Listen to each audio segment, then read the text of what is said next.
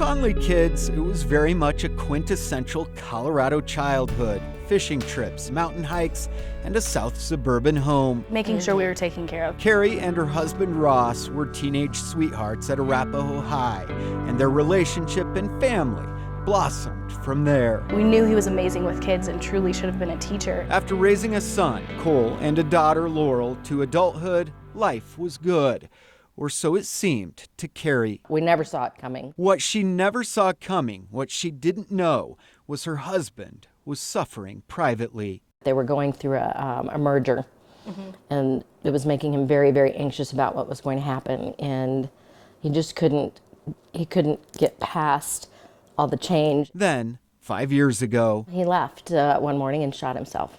A suicide that ripped this family's perfect world apart. You don't see the warning signs a lot of times. What Carrie and her daughter, Laurel, never knew was how much pain Ross was in. I do believe that certain people get to a point where they don't see past where they're at. It was a suicide that even surprised police. The police officer explained every detail to me. And one thing that he said to me was that, a lot of times when we go on scene of suicides, the people look very distressed, like they have been going through a lot, all this kind of stuff, and your dad was the complete opposite, where he was nicely dressed, his car was immaculate, and to me it was the visual of somebody who was trying so hard to keep it together. Mother and daughter worked through the pain of loss together. Laurel's brother, Cole, was coping too. He would say, I wish God would just come down and tell me what my purpose was. The statistics are huge, as you know, both in my husband's age group and my son's. It was hard. And then came a second and even crueler twist.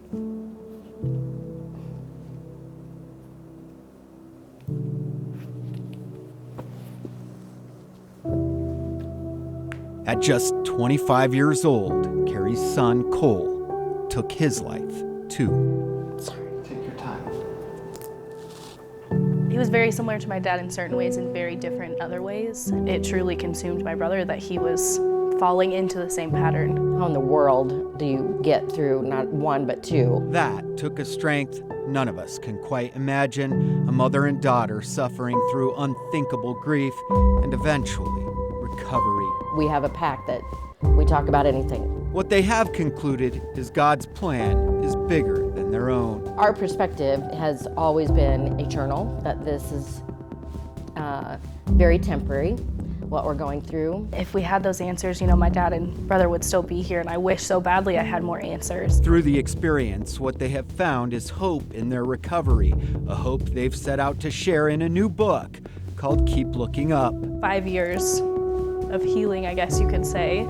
We really wanted to put that to good use, not just for us. We wrote the book because Laura and I learned in the journey that we've learned a lot about what got us through, what's getting us through. Rather than a sob story, the book offers 11 chapters on topics ranging from grace after loss to establishing a new you. Seeking more of your purpose and changing that culturally, that's such a huge thing for us. And although grief still seeps into every day, sometimes every hour of every day, life for this family does go on. How far along are you? A little over 13 weeks. And with new life on the way, these two are determined to offer hope to anyone struggling.